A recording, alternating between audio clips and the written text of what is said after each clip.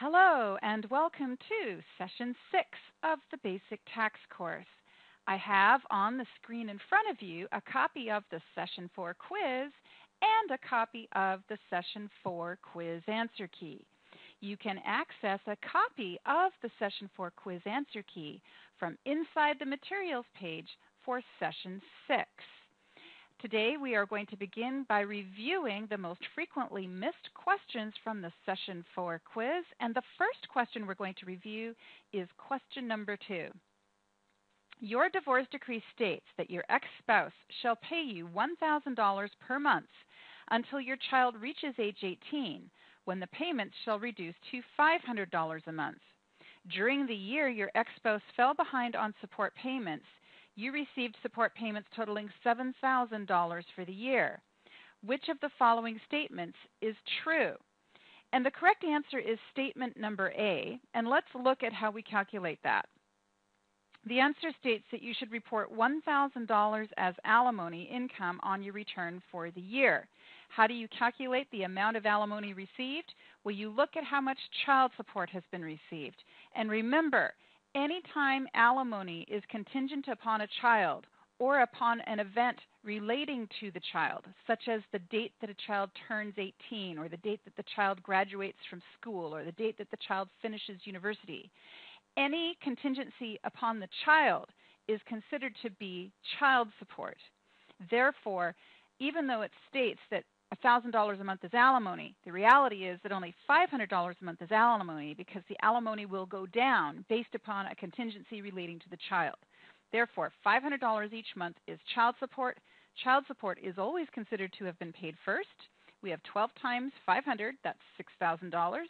If $7,000 is the amount of quote-unquote alimony that was paid for the year, the amount of alimony that is going to be includable in income of the recipient spouse is actually going to be $1,000 because the first $6,000 was not alimony, it was child support. The next question to review in line is question number 4. If you give address you made to your landlord to pay rent on your home, you must include the fair market value of the rent as income on your tax return. That is a true statement. And the concept of exchanging something you make for something else of value in return is called barter. And yes, barter is taxable. What is the income to the dressmaker? If you make a dress and exchange it for rent, the income is the rent you don't have to pay. So you've essentially bartered the dress for the rent. And the payment you receive for the dress is the value of the rent you didn't have to pay, or that is considered to have been paid by the payment of the dress. Therefore, if you make a dress, say a wedding dress, and you exchange it for a month's rent, and the rent is valued at $1,200, then that means you just sold the dress for $1,200. And because you created the dress, it is a form of self-employment income that would actually be subjected to self-employment tax and be reportable on Schedule C. The only exception to that might be if you could argue that the dress was actually a hobby, and then it would still be reportable on line 21 of your tax return as hobby income. Either way you cut it, the sale per se of the dress, the exchange of the dress for rent, is income to you. Question number 5. You have won and received a $10,000 scholarship to OSU for academic years 2011 through 15. You are a full-time student and a degree candidate. For academic year 2011, you received $2,500. During 2011, you spent $1,500 on tuition, $700 on books, and $2,000 on room and board. How much of your scholarship is taxable on your 2011 tax return? Well, the answer is $300, and you might be scratching your head, but wait, what about the $2,000 that went on room and board? Well, this is something that is actually completely not relevant. When we're looking at the amount of scholarship that's taxable, we take the amount of scholarship received and we look at how much qualifying expense there was for the year. We subtract the qualifying expense from the scholarship, and anything that is left becomes taxable. So the simple formula is, if it's a 4-year scholarship and the recipient is receiving $10,000 over 4 years, then it means for the current year we've got $2,500, and we take $2,500, and from that we subtract the amount of scholarship that was spent on qualifying expenses. The qualifying expenses were $700 of books and $1,500 for tuition. Those two numbers total $2,200. $2,500 minus $2,200 is $300. Thus, $300 is the amount of scholarship received that was not spent on qualifying expenses. Next question in line is question number 9. John got lucky in Las Vegas. He won a $5,000 jackpot and won an additional $400 playing blackjack. John also won $1,000 at the track. How much gambling income should John report on his tax return? Well, that's pretty simple. You take how much his winnings were. He won $5,000 and he won an additional $400. Pretty simple. $400 plus $5,000 is $5,400. The fact that he lost $1,000 at the track is not relevant to reporting the income from gambling. So he'll report the gambling income in full on line 21 of his federal 1040. If he wants to claim an expense for the losses, he can do so on Schedule A as a miscellaneous itemized deduction that is not subject to the 2% limit. And we will get into itemized deductions later on in our course, but not today. Question number 10. Your $12,000 inheritance from your aunt is fully taxable to you? And the answer is false. This is one of the most frequent reasons I am contacted by tax clients. Somebody died, they inherited money, and they want to know how much tax they have to pay on it. The answer is nearly always nothing. Now, there are some situations where when a person dies, their money goes into their estate, or it goes into trust. And the trust or the estate may earn income on that money and then distribute some of that income or all of that income to an heir or beneficiary. When that happens, the heir or beneficiary will receive a Schedule K-1 for Form 1041.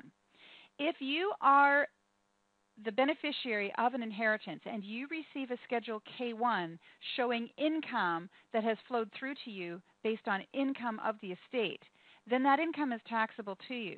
But the gross value of an estate, let's just say your rich aunt dies and she leaves you $100,000 cash in the bank. It just goes from her account to the estate account into your bank account. You just inherited $100,000. That is a non-taxable event for you. You've received that money and it is now yours with no tax consequence. If any tax is owed, it would be estate or death tax, and that is assessed against the estate itself and not against the recipient or heir who receives the money.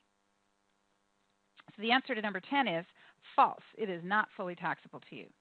Number 11, you are a partner in an investment group, and you receive Form 1065K1. You should file Form 1040A and report your share of the partnership income as dividend income.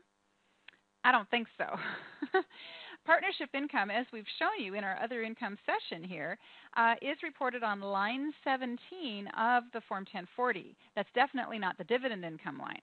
Now, if the partnership has flow-through dividend income, that could flow through to the dividend line of your tax return, just as if it has interest income that flows through to the interest income line of your tax return.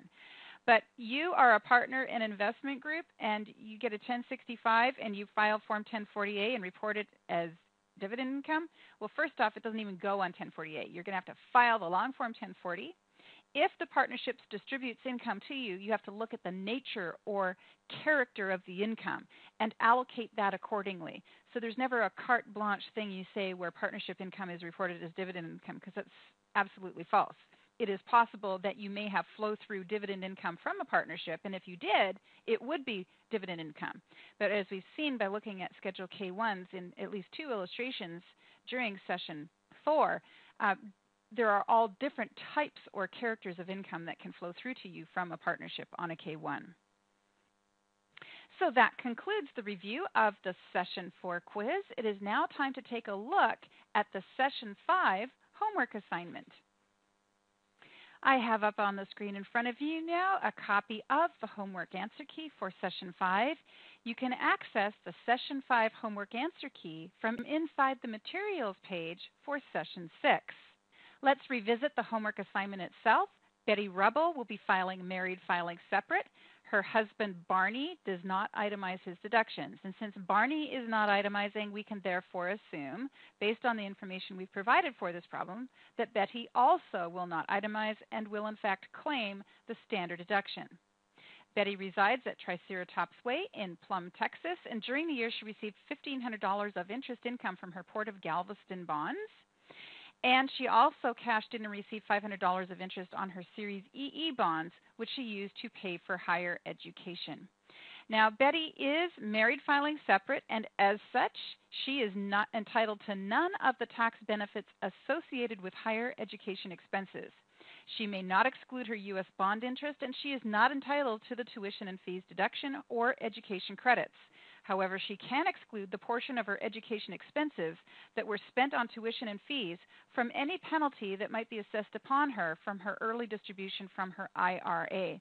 Now, one of the reasons we made her married filing separate is specifically because we didn't want you to be looking for other kinds of tax benefits associated with the money that she spent on higher education. We haven't actually gotten to the point in the course yet where we are teaching you about the tuition and fees deduction or the education credits. But if you kind of thought maybe she would be entitled to those and you were scratching your head trying to figure that out, you would have ended up or should have ended up at a dead end, that the married filing separate status makes her ineligible for any of those benefits. But it does allow her to exclude any amount of early distribution from her IRA that was used to pay for higher education expenses. So let's take a look at her 1099-R. And her 1099-R is shown right here. And it shows a $4,000 distribution. You can see that the IRA box is checked and that she had $400 of withholding. The wording of the problem is saying that in February 2011, Betty began studies at Texas A&M University. She withdrew $4,000 from her IRA and spent $3,000 on tuition and fees. Therefore, we know right now we're going to need to do a Form 5329, and on that form we're going to report the amount of early distribution, the exception code of 08 that applies, and the amount of qualifying expense that is accepted from the penalty, and that the amount of expense not accepted from the penalty or the amount of income not accepted from the penalty is $1,000, and 10% of $1,000 is $100. So we're just kind of looking ahead to what we think her tax form should look like. Let's go and fill them out now. And here we have Betty's 1040 return for 2011. You can see that we've checked the filing status number 3 for married filing a separate return. We've entered the name of her spouse, Barney Rebel, in the space provided. And up where it asks for the spouse's Social Security number, that is a mandatory entry. We did have to put Barney's Social Security number in the space provided. Betty is claiming only one exemption for herself. She enters it on the form. And the W-2 that she had, shown right here, shows $9,000 of wage income, which we enter. She had $500 of Series EE bond interest, that is taxable interest for the federal tax return. She also had $1,500 of Port of Galveston bonds, that would be tax-exempt state-issued bonds, and therefore goes on line 8B. She received a $4,000 distribution from her IRA, and when you add up those three income amounts, you have $13,500 for the year. On page 2, we enter Betty's standard deduction for married filing separate. That is $5,800, the same as for single. She is allowed a single exemption for herself, which is entered on line 42 in the amount of $3,700. We subtract those two deduction amounts from line 38, and on line 43, we enter taxable income of $4,000. The tax tables tell us that the tax on that is $403. And then on line 58, we, of course, need to enter that $100 penalty and complete and attach Form 5329. And here is the 5329. On line 1, we enter the $4,000 distribution. In the space provided next to line 2, we enter code 8 to indicate that there is an exception to the early distribution because money was spent on qualifying higher education expenses. The amount spent and accepted from the penalty is $3,000. The difference is $1,000. The penalty is $100. And we enter $100 on line 58. That makes the total tax bill for Betty for the year $503. She has $1,200 of withholding.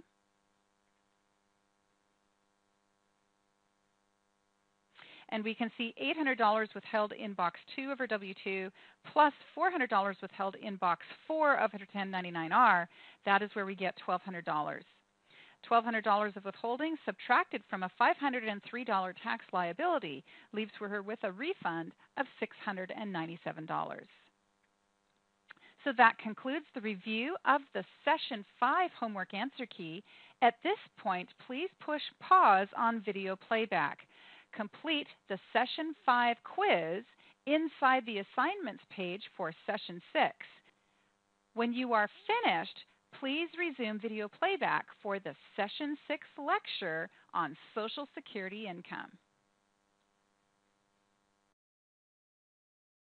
So we're moving on to Social Security now, and of course the Social Security statement looks like this one. I'm not sure exactly why, but IRS Publication 916, which is where we go to pull this picture or image of the Social Security statement, is distorted. They're actually more of a square shape than this. They've somehow stretched it, and they've done it to us 2 years in a row. So it is kind of a weird shape, but it's not something we did to the form. It's something IRS did to the form inside their publication from which we copied it. But the reason I have it up on the screen in front of you is just to kind of go through and explain some of the boxes on it to you. So whenever a person receives taxable Social Security benefits or benefits which could be taxed, they should be receiving this SSA 1099 benefit statement. And the benefit statement would, of course, include their Social Security number. Their name is entered in Box 1. And Box 5 is the net benefits paid for the year. Typically, this is the amount that is possibly going to be subjected to tax. Our job is to determine how much of the amount in Box 5 is taxable, if any. So the amount in Box 5 may or may not be taxable. Now, it's possible that they made repayments during the year, and if they did, there will be a number in Box 3 reflecting the amount of repayments. And, the total benefits paid in Box 3. So this is the amount they got paid. If they made repayments, those are shown in Box 4, and Box 5 is the difference between 4 and 3. Usually Box 3 and Box 5 are equal.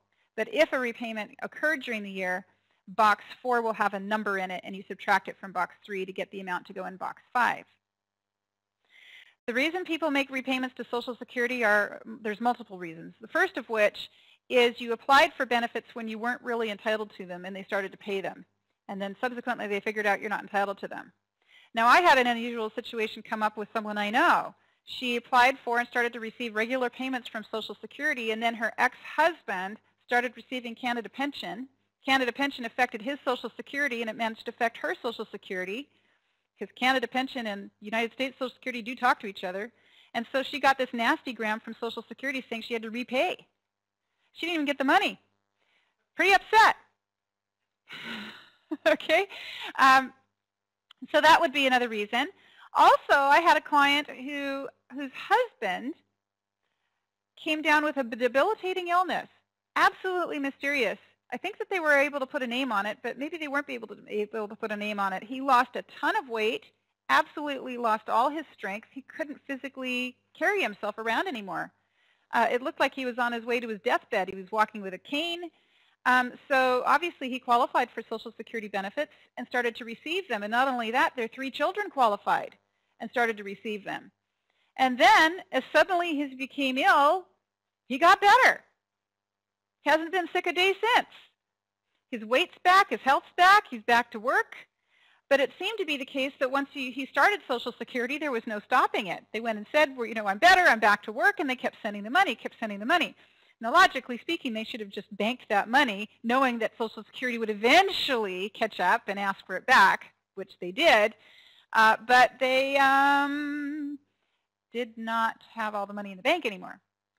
So actually, this particular client, every time she comes in, she has a statement with 0 in Box 3 and a number in Box 4, and so all that's going on with her husband is repayments over time. And she's having to repay on all of her kids, too. So those are reasons why it happens. Now, if you receive a Social Security statement, your net benefits that could be taxed are included in Box 5. Box 3 is used for other information, and one of the pieces of information that appears in there is Medicare insurance premiums paid can show up in there.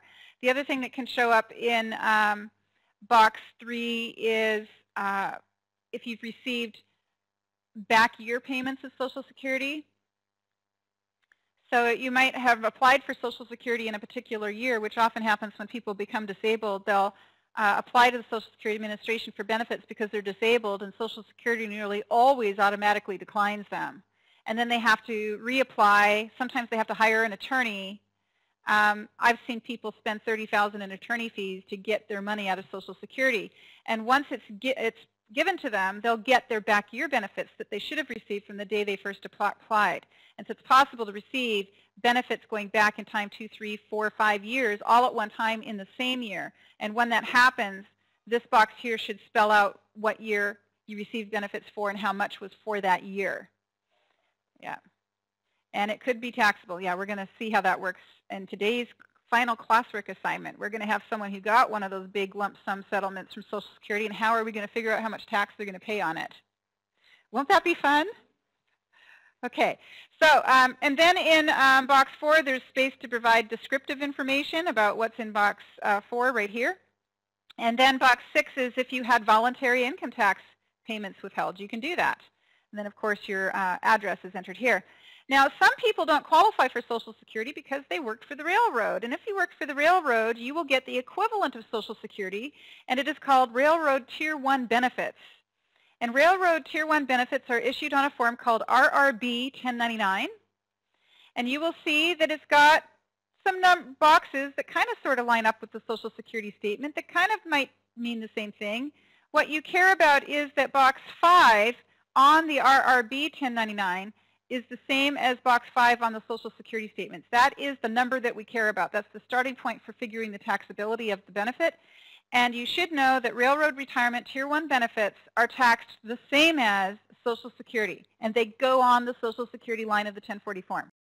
Now, I don't do a lot of tax returns for railroad retirees, but it only takes one to walk into the door with the RRB statement in their hand to throw your mind into a tailspin, as mine was the first time I ever saw one. And I saw my first RRB statement when I was a second-year tax preparer, so I had to learn pretty quick what it meant, and it was pretty confusing. So I assume that unless you've had a railroad retirement client, you won't know what you're looking at unless you've had my class or someone else's class or spent time looking it up. So the railroad retirement statements come in 2 different colors. The first one, which is here, is actually printed in blue ink, and it is the Social Security equivalent. The second part of railroad is Tier 2 benefits, and those are printed on forms that look almost identical, but they're printed in green ink. And down at the bottom, instead of saying RRB 1099, it says RRB 1099R. And the 1099R tells you it's a, well, 1099R. And it's the same as a regular 1099R in terms of how it's taxed. But none of these box numbers add up the same. But what you do care about is this one in bold where it says total gross benefits paid. That's the amount that you're going to be including as pension income. And it goes on the pension line, line 16B. And then if they had federal tax withheld, it's going to show in box 9. So these boxes do not line up at all with a 1099R, but they carry the same meaning as a 1099R.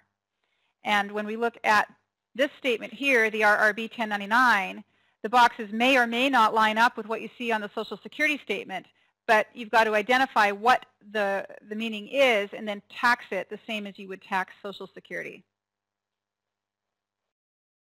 So on the internet in prior years, we were able to find this document. I looked for an updated one for 2011, and I simply couldn't find it, so I left the one from last year in here. But you can see it says 2010. However, it's had the same look for 20 years. I don't expect the 11 looks any different. And when you have a client that does come in who has received railroad retirement, they typically come in, and all of these forms are attached together with perforations running between them. And the top one is the blue Social Security equivalent, and then you've got 3 copies of the green one. And you got 3 copies of the green one because most people, when they get 1099Rs, well, they get 3 copies of them. One for themselves, one for the state, one for the Fed. So that's what you should expect to see. The green part is treated as pension, and the blue part is treated as Social Security. Next up, I'm going to show you the Social Security benefit worksheet. This is worksheet number 1. You can see right here. Taxable Social Security benefits include monthly survivor and disability benefits And taxable Social Security is always reported on that SSA form that I showed you at the start of this portion of the session. If a person received supplemental SSI benefits, these are not taxable, and they would not receive a tax statement to report them. Now, what happens sometimes is we have customers come in and they don't bring us any statements at all, and they start talking about Social Security. It's like, okay, well, where's your statement? So if you have taxable Social Security, they should have issued you this statement. And the conclusion might be, well, since you didn't get a statement, it must not be taxable. But the conclusion could also be that when clients get old, they get confused and they got it and didn't know what to do with it, or left it at home, or threw it out, or didn't even open it at all. So sometimes it's a mystery whether or not they have taxable Social Security or whether they have non-taxable SSI. And typically, the first year after you do their tax return and you leave Social Security off, they'll come to you with a letter that confirms that they are, in fact, receiving taxable Social Security. I have a client who's come to me for, oh gosh, close to 20 years he's been my client, and he's gotten very old over the last 20 years because he was old when I started with him. And a few years ago he had a stroke. He's still, I think he's still mentally all there, but he's starting to get a little forgetful. And a few years ago he came in and he was getting pension, but he didn't bring me anything from Social Security, and I probably asked him about it, because I try to ask those types of questions. But in any event, we didn't have a Social Security statement, so we didn't put it on his tax return. And of course, he got the letter from the IRS, and of course, then he had to pay some tax. So the next year in our computer system is saying, but wait, he has Social Security. So each and every year this man comes into me, so where's your Social Security statement? I don't know. Where's your wife's Social Security statement? I don't know that either. He gets direct deposit of the money, you know, who knows where it went. He simply doesn't have it. So each and every year it's the same thing. I send him down to the Social Security office and say, I write down on a piece of paper what he needs, and he goes down there in person, stands in their line with his little ticket, and gets the printout and brings it back to me. So I pretty much got that one figured out with this old guy. Yeah, he's old, he's retired, he hasn't got much else to do. You know, getting his tax return done by me is the highlight of his week. So he's okay with all that. All right, so here is the worksheet that we're going to use to figure out what portion of distributions you're receiving or income that you're receiving from Social Security might be taxed. And this worksheet has quite a few number of lines on it, 19 lines in total, and each line is part of a calculation. And the thing about worksheets is these are forms that you fill out to arrive at a calculation or to help you calculate a number that you're eventually going to enter somewhere, usually on the 1040 form, but sometimes on another form or schedule. And the worksheet itself applies formulas that are written into law. So the tax code is written, and if you read the tax code, it will give you a formula that you will use to figure out how much of a particular income type is taxable. And the IRS creates worksheets so that you can apply those formulas to arrive at your number. The worksheets are not attached to the tax return at all. They're just used by the tax preparer to calculate a number. And I find it interesting to think about the theory behind worksheets because really, if you understand the law, you don't need the worksheet. If you're really, really on top of it, for example, you could figure the amount of tax that your client owes after applying capital gain rates without ever filling out a capital gain worksheet. And I actually force you to do that in one of my later classes, fill out a capital gain worksheet to figure out how much tax someone owes on their capital gains. Today we're going to look at the theory behind the Social Security worksheet. And the first thing to know about Social Security is that the most benefit that will ever get taxed is 85%. So if you receive $10,000 worth of benefits during the year, without even having to think, the most that could possibly be taxable is $8,500 because that's the highest amount. And it's also possible that none of it will be taxable, and it's also possible that somewhere between 0 and 85% will be taxable. And the worksheet walks you through the formula to figure out how much. So up to 85% of your Social Security, Railroad, or Railroad Tier 1 benefits may be taxable. And to find out whether any of your benefits are taxable, the starting point is to compare the base amount of your filing status with 1/2 of the benefits you received plus all of your other income for the year, including tax-exempt interest. But when making this comparison, do not exclude income from interest on qualified U.S. savings bond, employer-provided adoption benefits, the foreign earned income exclusion or income earned in American Samoa or Puerto Rico by bona fide residents. Your base amount is based on your filing status. If your filing status is single, head of household, or qualifying widow or widower, the base amount is $25,000. It's also $25,000 if you were married filing separate, but only if you did not live with your spouse for even a single day during the year. You have to have lived apart the entire year. If you lived with your spouse for even a day, your base amount is $0. That means automatically 85% of your benefits are going to be exposed to tax. And if you are married filing a joint return, your base amount is $32,000. So we definitely see a marriage penalty working there.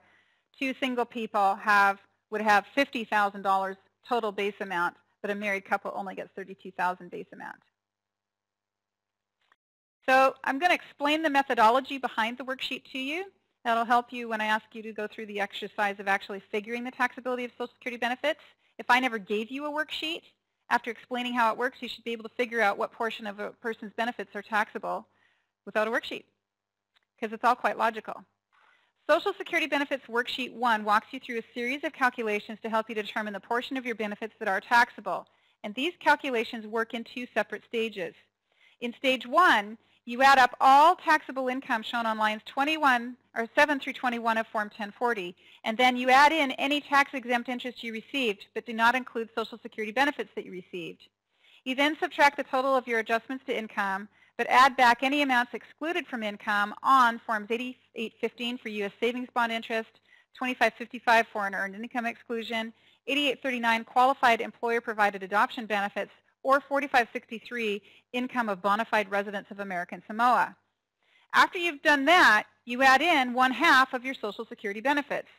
And this gives you a number that we'll refer to as your modified adjusted gross income. It's probably not really called that, but I'll call it that because IRS sometimes has you figure modified adjusted gross income. The number you calculate to this point we're going to call your modified AGI, or MAGI. It's the magic number, MAGI. And you compare your modified adjusted gross income with the base amount for your filing status. Your base amount, again, is $25,000 if you're single or married filing separate and did not live with your spouse, $32,000 if you're filing jointly, and $0 if you're married filing separate and did live with your spouse. If your modified adjusted gross income is less than your base amount, none of your benefits are taxable. If it is greater than your base amount, then some of your benefits are taxable. The next step is to determine if the amount by which your modified adjusted gross income exceeds your base amount. If your modified adjusted gross income exceeds your base amount by less than $9,000 if you're single, or less than $12,000 if you're married, and you can see I left married out here, I'll fit it into the manual, I found an error there, then multiply the difference by 50%. The number you arrive at is the taxable portion of your benefits. So to make sense of what I've just explained, let's look at an example. Katie is a single filer, and she received $20,000 of pension income and $15,000 of Social Security benefits. Determine the taxable portion of her benefits as follows. We begin with her pension and add in 50% of her benefits. That gives us our modified adjusted gross income for her calculations, $27,500. We then factor in the base amount for her filing status, $25,000, and subtract that from her income. And that gives us $2,500. $2,500 is the amount by which her modified adjusted gross income exceeds her base amount. Then we multiply that difference by 50%. And that's the amount of her benefits that's going to be taxable. It was that easy. The reason it's that easy is that this number is less than $9,000. If this difference goes over $9,000, now it's more complicated. So let's go over and look at the worksheet and see how it worked for her. We start with the Social Security benefits she received, $15,000. The worksheet says enter half of that, $7,500. Then it says enter all of her other income that she had, $20,000. Add those two numbers together, $27,500. Then it has room to enter adjustments and so forth. And then it says, we didn't give you any to keep it simple. And then it says, what is the base amount for her filing status? It's $25,000. Subtract that out, $2,500. Next, we see that magic $9,000 number I was talking about. But all of the rest of the formula here finally gets to that number I told you it would be, $1,250. Because we just take this number, divide it in half, and because this number is less than this number, we end up with half, and that's it. We're done. Now we're going to go on to stage 2, and I'm going to give you an illustration with someone who exceeds the $9,000 figure to see when the formula gets to be a little bit more work, but that it still makes sense. So if your modified adjusted gross income exceeds your base amount by more than $9,000 if you're single, or $12,000 if you're married filing joint, then more than 50% of your benefits will be taxable. Multiply the amount by which your modified adjusted gross income exceeds 85% and add that amount to 50% of $9,000 if you're single and 50% of $12,000 if you're a joint. Well, that's a tongue twister to say, so let's just put it into an illustration and make sense of it. And whatever we get from this calculation here, we're going to use that number or 85% of the total benefits received, whichever is smaller. So if we take the amount by which our modified adjusted gross income exceeds $9,000, multiply that by half, and then to that add 50% of $9,000, we're going to get a number. If that number is greater than the amount we get by multiplying our total benefits by 85%, then we're just going to use 85% of our total benefits. But if it's less, we're going to go with a lesser number. So let's see how that works. In our next example, we have Jordan, who is a single filer. He had $30,000 of pension income and $10,000 of Social Security income for the year. The income's only $5,000 more. But how it's going to figure on the tax return? So we had Katie earlier with $35,000. So you had it was $15,000 of Social Security and $20,000 of pension, wasn't it? And this one we have $40,000 total between Social Security and pension. That extra $5,000 is going to look very different when it comes to figuring the taxability of Social Security.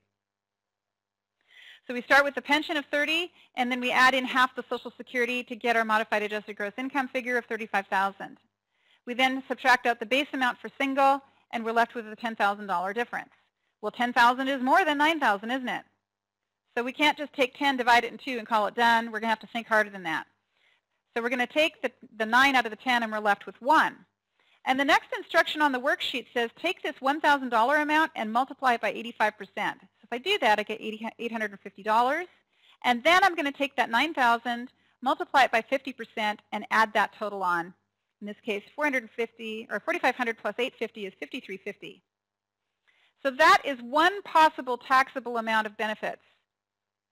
The other possible taxable amount is 85% of the total benefits received. 85% of $10,000 is $8,500, and IRS is very nice. They say I get to claim the lesser of these two numbers. So that means Jordan's taxable Social Security is $5,350. So let's go look at his worksheet. $10,000 of benefits multiplied by 50%, $5,000. All of the other income he had, $30,000. Total modified adjusted gross income, $35,000. Base amount, $25,000 is subtracted out. That leaves a difference of $10,000. We subtract out the $9,000. The $9,000 is printed right on the form. We're left with $1,000. The form says take the smaller of these two numbers and multiply it by 85% and enter that on line 16. And then it says to take $9,000, divide that in half, and enter the total here, $4,500. Then it says take $4,500, add the $850, and enter the total on line 17. Then it says for line 18, multiply line 1, that line way at the top here, by 85%. And enter that total on line 18. And then finally, line 19 says take the lesser of those two numbers. And that's where we get the $5,350.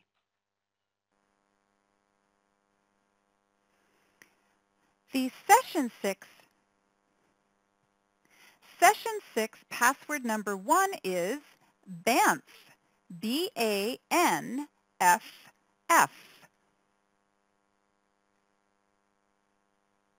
All right, lump sum election. Certain taxpayers, and I already mentioned this earlier, may receive a lump sum payment of Social Security benefits in 2011 as a retroactive payment of benefits earned in prior year or years. Retroactive payments occur when an individual applies for Social Security benefits in one year and receives them in a later year, or an initial application for benefits is declined and then awarded at a later time. You must include the taxable part of a lump sum retroactive payment of benefits received in 2011 in your 2011 income even if the payment includes benefits for an earlier year. This type of lump sum benefit, however, should not be confused with the lump sum death benefit that both the SSA and the Railroad Retirement Board pay to many of their beneficiaries. No part of the lump sum death benefit is subject to tax. Lump sum payments received in 2011 that include benefits for one or more earlier years are generally shown in Box 3 of your Form SSA 1099 or the Railroad Retirement Board 1099. You should report all benefits reported in Box 5 of SSA 1099 on your 2011 return. Use your 2011 income to figure the taxable part of the total benefits you received. Well, you can see from those two illustrations we just worked through that if we add on a whole bunch of extra Social Security, it's going to expose a whole lot more of that Social Security to tax. So that could be a bad deal and rather unfair. If you'd received the benefits when you originally applied for them, you might not have had to pay tax on them at all, or perhaps less tax on them. So that's kind of unfair. And so they say, all right, well, let's go back and figure out how much would have been taxable in the earlier year if you'd received it in the earlier year. And that's what the extra worksheets are about. So the lump sum election allows you to calculate the taxability of your Social Security benefits using income from the year in which the benefits were due to be paid to you. You can elect this method if it lowers your taxable benefits. Determining if the lump sum method lowers your taxable benefits. From a practical standpoint, the lump sum method rarely results in a reduction of taxable benefits. I guess it's rare enough that the software I use, Drake software, they don't even have the ability in the software to do the lump sum method. I have to do it by hand. Every time I've ever done the lump sum method for a client, it's been by hand. Yeah, the first time I ever did it was in the days when I used Lacert. This would have been in the 90s. Back then, Lacert didn't do it either. It still had to be done by hand. Today, I would bet you Lacert can do it. But I don't use Lacert. I use Drake. And Drake can't do it. They don't have the worksheets built into their software. They have a direct entry line in the software where once you've manually figured the taxable portion of the Social Security benefits, you can enter that number by hand. But when I'm teaching you to do something by hand today, odds are you really will have to do this by hand. If you know what you're doing and you have a client that qualifies, the only way you're going to figure the taxable part of their benefits is to do it by hand. So I'm going to make you do it today so that when it comes up in real life, in real practice, you'll be able to do it and understand the purpose behind it. But you should also be able to interpret whether or not there's even a point to attempting it. Because my experience is that most people, it makes no difference. But it's important to know when it could make a difference so that it's worth the effort so you can save your client some money. So if you are in a situation where you think it's going to save your client some money, you're going to have to do some worksheets. And odds are you're going to have to do those worksheets by hand. And in order to do it, you're going to have to complete worksheet number 2 and usually worksheet number 4. So 3 doesn't apply to most people. It's usually 2 and 4. And you have to do a separate worksheet 2 for every year that the benefits are paid in the current year. So if you have a client who received benefits for 3 years, you'd have to do benefits for 3. You'd have to do 3 worksheets, 1 for each year. So you follow these steps to determine if the lump sum method results in a lowering of taxable Social Security benefits for the year. Step 1, complete worksheet 1. Well, we just did that together twice, so you should know what worksheet 1 is all about. Step number 2, complete worksheet 2 and worksheet 3 as appropriate. You use worksheet 2 if the lump sum payment was for a year after 1993, and you use worksheet 3 if it was for 1993 or an earlier year. That doesn't make sense to me. You'd think those would be reversed. But worksheet 2 is the one we go for in most cases. You complete a separate worksheet 2 for each earlier year for which you received the lump sum payment. And here is worksheet number 2. So if you didn't have a chance to find worksheet 2 on the internet or in our learning management system for today's classwork assignment, here it is. But you are going to need 2 copies of it. So maybe write once in the margin here and the other year in the margin there. But you're going to have to do calculations twice for our assignment today. The next step is to complete worksheet number 4. And you only have to do 1 worksheet number 4, and I've got a copy of it here right for you. Then you compare the taxable benefits on line 19 of worksheet 1 with the taxable benefits on line 21 of worksheet 4. And guess what? You use the lower of those 2 numbers. So how do you make the election? Well, the worksheets don't get mailed into the IRS. They don't want them. You just use the worksheets to figure out what portion of the benefits received is taxable, and then you make the entry on the tax return. If you choose to report your taxable benefits under the lump sum method, finish completing Worksheet 4, then follow the instructions at the bottom of Worksheet 4.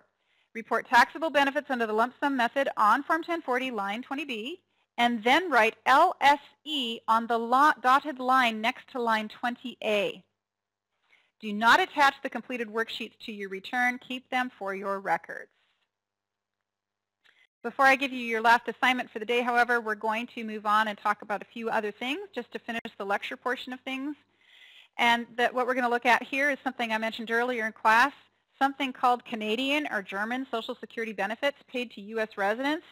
Well, actually, Canada doesn't call it Social Security. I don't speak German. I'm sure they don't call it Social Security either. They have a German word for it.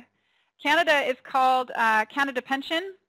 They also have Canada Old Age Security. But both of those are the equivalent of Social Security under U.S. tax law. And if you're a United States resident and you were receiving benefits from Canada or from Germany, the United States government will tax those benefits the same as it does U.S. Social Security. It's an equivalent treatment. So if you have a client who has a Canada pension statement, you don't treat it as 1099-R income and stick it on line 16 and tax all of it. You put it on line 21 and tax it as if it was Social Security, because between the tax treaty between the United States and Canada, it is. And it's going to get the same tax treatment with a maximum of 85% being taxable. You'd fill out the worksheet. Now, this rule applies to Canada and Germany only. I frequently get this question, and that's why I stuck it in the manual. And here's the thing about IRS and writing publications. When the IRS writes a publication, it tells you mostly what you can do. And the theory is that if it doesn't tell you you can do it, you can't. So I frequently get people say, but what about Japanese Social Security? What about Australian Social Security? What about? Well, the IRS doesn't mention them because it doesn't have a tax treaty that addresses them. It mentions Canada and Germany because it has tax treaties where there is this agreement. So those are the two countries that you can burrow into your brain. So if you have a client with Social Security from Sweden, it's going to go on the pension line. Social Security from Canada or Germany will go on the Social Security line. Now, there are some special deductions that you might be able to claim relating to Social Security benefits. Among these are disability payments. If you receive disability payments from your employer or an insurance company that you included as income on your return in an earlier year, and you were then required to repay these benefits after you received a lump sum payment from Social Security, you can take an itemized deduction for the part of the payments you included in gross income for the earlier year. And if you repaid more than $3,000, you may be able to claim a credit instead. Now, here's the bum deal about this. And like in one tax season, I had two clients, separate clients, that had this exact same thing come up. They had to retire from their jobs or quit their jobs on disability. And they marched down to the Social Security office and applied for benefits. Social Security declined them. And for the period of time that Social Security declined them, they received disability benefits from their employer. They even hired a lawyer. Lawyer sued Social Security, lawyer won. Social Security paid the attorney fees plus all the back benefits. Taxpayer had this huge amount of money come in from Social Security all at one time, like $80,000, okay? And then they had to turn around and repay the employer's disability plan for all the disability benefits they received while they were waiting for Social Security to come in. So in 1 year, they had disability come in that they paid tax on. Then in the next year, they got Social Security, plus they got some disability, and then they had to pay back all of the disability. What do you think IRS allowed them to do? Well, we had to do a lump sum benefits worksheet for the Social Security to figure out how much of the benefits, had she received them in the earlier year, would have been taxed. We also had to claim an itemized deduction for the portion of Social Security that was for attorney fees, and we also claimed an itemized deduction for any amount of benefits that were repaid. But remember, the way Social Security works is it works off of your modified adjusted gross income on the front of the return, and anything you deduct on Schedule A is, of course, not going to be as beneficial for you as never having to put it on the front of the return in the first place. So there's a lot of complicated stuff that all had to be done based on the knowledge of the tax preparer. So there's nothing in the computer software that kind of knew what to do and analyzed the situation and figured all of this out. Legal expenses. I already mentioned this. If you pay legal expenses to claim taxable Social Security benefits, you can deduct these expenses as a miscellaneous itemized deduction on Schedule A on line 23. Okay, Social Security repayments are more than the gross benefits you received during the year. If you received a Form SSA 1099 or RRB 1099 that shows the Social Security repayments in Box 4 are more than the gross benefits in Box 3, there will be a negative number in Box 5. If your benefits are more than if your repayments are more than the benefits you received during the year, none of your benefits are taxable. Repayment of benefits received in an earlier year. If the total amount shown in Box 5 of all of your Social Security and RRB statements is a negative figure, you can take an itemized deduction for the part that it is a negative figure that represents benefits you included in your gross income in an earlier year. For example, Peter and Mary Jane are filing a joint return for 2011. Peter received Form SSA 1099 showing $6,000 in Box 5. Mary Jane also received an SSA 1099, and the amount in Box 5 is $8,500 negative. Peter and Mary Jane should report 0 taxable Social Security benefits on their 2011 return, and in addition, they can claim a deduction of $2,500 on Schedule A, line 23, of course subject to the 2% limit. And that is because it is $3,000 or less.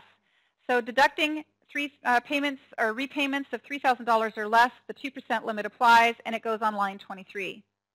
But if you have a repayment of more than $3,000, the 2% limit does not apply, and then it goes on line 28 of Schedule A. So if you repaid more than $3,000 of benefits during the year, that is, that the benefits repaid are more than $3,000 more than any benefits you received, and therefore an earlier year, then you have 2 different methods of figuring how you can claim a benefit for that repayment. There's method 1 and method 2, and you can choose whichever method gives you the lower tax. Method number 1 is the simplest. Figure your tax for 2011 without the itemized deduction included on Schedule A, line 28. Figure your tax with the itemized deduction. So you put the deduction on Schedule A, Form 1040, line 28, figure out where you're at. That's the simplest method. Method number 2 is more work. Figure your tax for 2011 in the following steps. Figure the tax without the itemized deduction on Schedule A. Then go back to each prior year for which you made a repayment in 2011 and refigure your tax for that year based on a taxable income amount that is reduced by benefits repaid during 2010 for that prior year. Step 3, figure the difference in tax paid in the prior year from the amount that would have been paid had you not included the repaid Social Security benefits in your income for that year. In other words, if you'd never gotten the income in the beginning back in that earlier year, what would your tax have been? And how much was the tax in that earlier year? And what was the difference between what it would have been and what it was?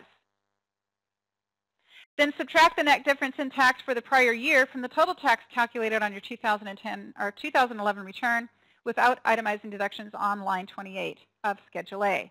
Does all of that sound complicated? I'm not going to make you do that. But that is what you're supposed to do. You compare the tax amounts figured under both Method 1 and Method 2 and choose the method that gives you the lowest tax. If both methods give you the same tax, use Method 1. Session 6 password number 2 is Jasper, J-A-S-P-E-R.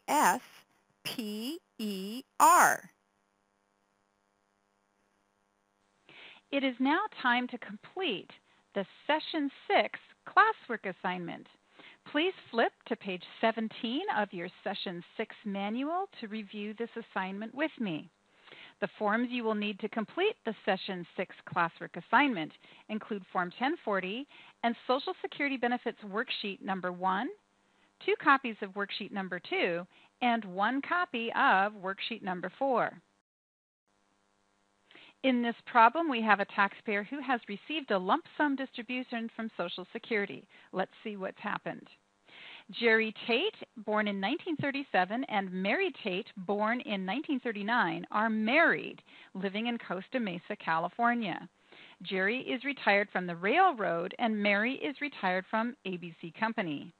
Mary retired and applied for early Social Security benefits after she was diagnosed with a disability. Initially, Mary's application for Social Security benefits was declined, and then in 2011, Social Security made a lump sum payment for prior years and began paying benefits. Jerry and Mary's pension, railroad retirement, and Social Security statements are attached, along with copies of Form 1040A, page 1, for the Tate's 2009 and 2010 returns. Complete the federal return for the Tate's showing the lowest allowable federal tax for 2011. Here we have Jerry's 2011 RRB 1099R. This is the equivalent of pension income and is reported as pension income. The gross amount paid is $20,000, and the federal tax withheld is $2,400. Next, we have Form RRB 1099. This is the Social Security equivalent for Jerry, and he received the equivalent of $12,000 of Social Security benefits for tax year 2011. Next, we have Mary's 1099R. It shows she received gross distribution and a taxable amount from a traditional 401k plan in the amount of $12,000. And then we have Mary's Social Security benefit statement. It shows that the total benefits received for the year are $35,000, and that of the $35,000 in benefits, $12,000 of benefits are attributable to 2011, $12,000 are attributable to 2010, and $11,000 are attributable to 2009. At this point, please push pause on video playback, complete Mary and Jerry's 2011 tax return using the Social Security benefits worksheets 1, 2, and 4. When you are finished, please resume video playback for a review of the answer key. I now have the Session 6 classwork answer key up on the screen in front of you. You can, of course, access and print a copy of this answer key from inside the materials page for Session 6. This is a fairly labor-intensive problem. The purpose of it is to show you how the lump sum method can reduce the amount of tax an individual has to pay by reducing the amount of Social Security benefits that have been received in a year that are a lump sum payment for earlier years. The important thing to note is that we are not going back in time and amending the earlier year's return. We're merely looking at the earlier year to see if the Social Security had been received in that earlier year, how much of the benefits would have been taxable in that earlier year. And then 2011 tax return will look at taxing only as much for 2011 as would have been taxed had the money been received in the earlier year. But the money is still being included, if it is includable, in the 2011 income. So we begin this problem by preparing worksheet number 1 for Social Security benefits that were received by the Tates in 2011. Then we complete worksheet 2, each for 2009 and 2010, to determine how much benefit would have been taxable in each of those 2 earlier years if Mary's lump sum benefits had been received respectively in those earlier years as they should have been. And then finally we use worksheet number 4 to determine if using the lump sum method actually reduces the amount of Social Security benefits that will be taxed. And you can see, or you should have been able to see, that actually they are going to be able to show a lower amount of taxable Social Security benefits for 11 by using the lump sum method. Now, practically speaking, applying the lump sum method helps very few taxpayers. However, in the case of the Tates 2009 and 2010, their income was low in those years, and therefore the lump sum method is beneficial for them. Just descriptively, we look first at worksheet number 2 for 2009. And for 2009, we should see that the amount on Form 1040, line 14A of that year's tax return was $5,000, and the amount allocated to 2009 on the 2011 SSA statement is $11,000. So essentially what this is saying is that in 2009, Jerry received $5,000 of Social Security benefits, or railroad equivalent. If Mary had received her Social Security benefits in 9 as she should have, she would have had $11,000 of benefits, and that means the amount of benefit that should have been included in the 9 income would have been $16,000. Only 5 actually was reported, but 16 could have been reported if she'd actually received the money in that year. So when we're looking at worksheet number 2 for 2009, we're going to begin that worksheet by entering $16,000 on line 1, because $16,000 is the amount of income that she should have had for that year in the form of Social Security benefits. Looking forward to 2010, worksheet number 2, the amount that actually appeared as a Social Security benefit received in 2010 was $12,000. That, again, would have been for Jerry. Mary, if she had received her benefit in the earlier year, would also have received $12,000, making their combined benefit $24,000 for that year. And so the beginning point for worksheet number 2 for the 2011 year is $24,000. On worksheet number 4, we begin worksheet number 4 by entering onto worksheet number 4 the amount of benefit that Mary received in 11 that is attributable to 11, and that was $12,000. And then, of course, Jerry has received $12,000 for 11 as well. So if the only Social Security benefits that the Tates received was for 2011, then they would only have received $24,000 in 11. The total amount of benefit that they actually received in 11 is $47,000, because Mary received $35,000, of which the majority is attributable to earlier years, and only $10,000 is attributable to 2011. That means for 2011, Mary has 12, for 2011, Jerry has 12, and if they only received in 12 what they should have received in 12, that would be $24,000. Worksheet number 1, by contrast, shows the amount of benefit actually received in 11 for 11 and earlier years. That's $35,000 that was paid to Mary in 2011 and $12,000 that was paid to Jerry in 2011. The combined total of benefits received for 2011 is $47,000, and that is the starting point for line 1 of Social Security Benefits Worksheet number 1. So after that open-ending introduction, let's take a look at the worksheets in order, beginning with worksheet number 1. Here is the first form we're going to take a look at. It is worksheet number 1 for Jerry and Mary Tate. On this worksheet, we're looking at the amount of Social Security benefit actually received in 2011. And for Mary and Jerry, that combined amount is $47,000. The starting point on the worksheet is to divide that number in half. We get $23,500. We then enter the total amount of income received from all other sources for the year for the Tates, excluding, of course, their Social Security benefits, and we're left with $32,000, which was pension and railroad retirement benefit income. We add those two numbers together, and we have $55,500. The next step in line is to enter the base amount for their filing status. They are married filing joint, so we enter $32,000 on the line. $32,000 subtracted from $55,500 is $23,500. We then look to the instructions for the worksheet that said if the filing status is married filing joint, enter $12,000. Subtract line 11 from line 10 and enter the difference on line 12. Then on line 13, we enter the lesser of line 10 or line 11, and that is $12,000. The next step is to divide line 13 in half. We get 6.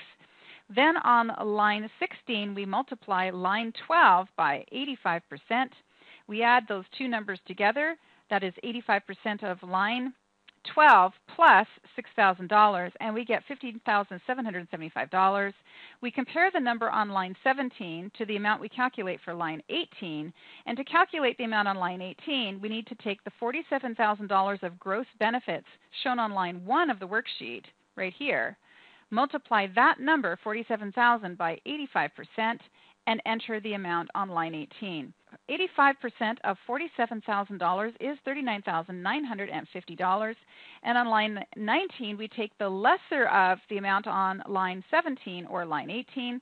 The lesser amount is $15,775. So that is the most amount of Social Security benefit that the Tates would have taxed for 2011 if all of their Social Security benefits are included in their income for the year. So the purpose of completing worksheet number 2 and worksheet number 4 is to see if we can come up with a number that is less than the amount shown on line 19 of worksheet number 1. So let's move on. Beginning with the worksheet number 2 for tax year 2009, you can see that we've got that 2009 entered in the space.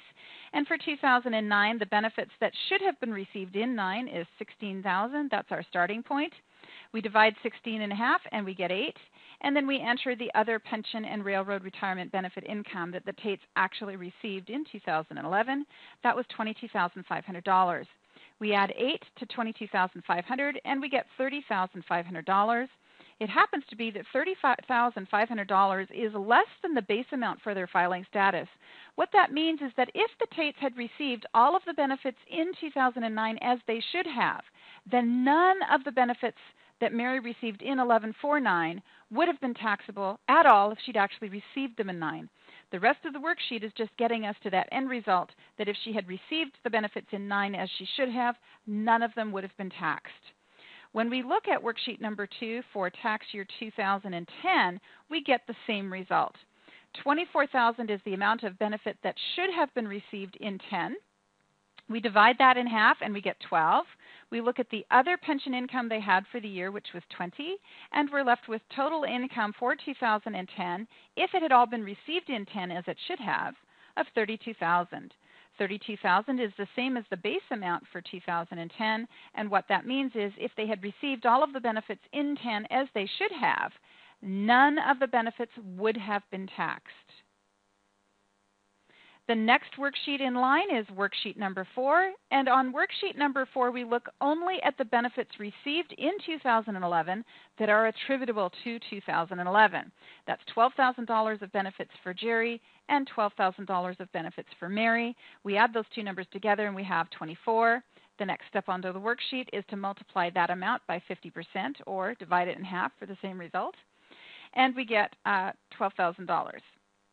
Then we look at line amounts from worksheet number 1 and essentially carry them over.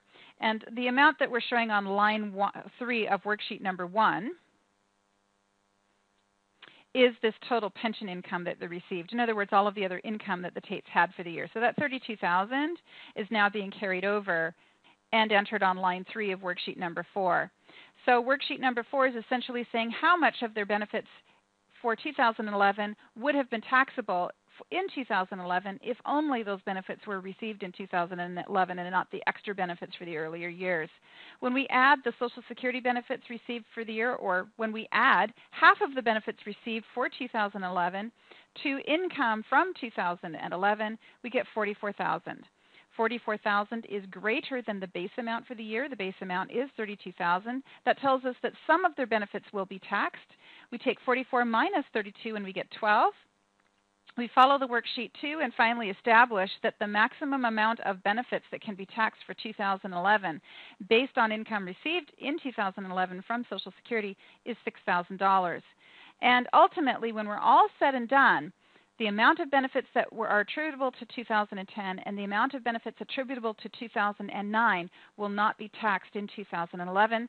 The only amount that will be taxed in 2011 is the income attributable to 2011 after completing the worksheet. And the worksheet says $6,000 is attributable to 2011 and will be taxed and included in the 11 income. So we go over to the Tate's 2011 tax return. We show Jerry and Mary married filing a joint return. They each get an exemption for themselves for a total of 2 exemptions. On line 16B, we enter their pension income for the year, $32,000. Then on line 20, we enter the total benefits received from Social Security for the year, $47,000. In the space provided, we type LSE on the line, which stands for lump sum election. The amount that's taxable after applying the lump sum election is $6,000, and we therefore include $6,000 in income. That gives the Tates $38,000 of adjusted gross income for the year. On page 2, we enter a check in line 39A and 39B because we have both Jerry and Mary being age 65 or older. That increases their standard deduction to $13,900. We take, of course, the standard deduction for married filing joint of $11,600 and then add the additional standard deduction for being age 65 and older and married 2 times, once for Mary, once for Jerry, and that gives us $13,900. We subtract 13.9 from 38 and get 24.1. We then claim a deduction for the personal exemption deduction for each of Mary and Jerry. That totals $7,400 and leaves us with taxable income of $16,700. The tax tables say that the tax on that is $1,673. According to their 1099-R statements, $4,400 was withheld. We can see that Jerry's 1099-R statement shows $2,400 of withholding, and Mary's 1099-R shows $2,000 of withholding. You add $2,400 to $2,000 and you get $4,400.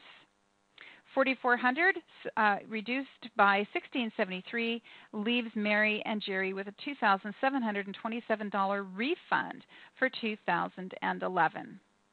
That concludes the review of the Session 6 classwork assignment. Let's take a look at the homework assignment. The forms that you will need to complete for the homework assignment include Form 1040, the Social Security Benefit Worksheet number 1, and Schedule B. The character in this story is Fred Flintstone, who is married to Wilma Flintstone. They are both retired and are filing a joint return.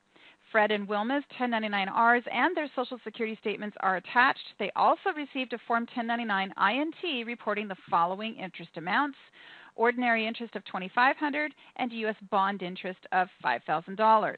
None of the U.S. bond interest was spent on higher education. Prepare the Flintstones tax return. Here is the Social Security statement for Fred. Here is Fred's pension income. Here is Wilma's Social Security statement, and here is Wilma's pension statement.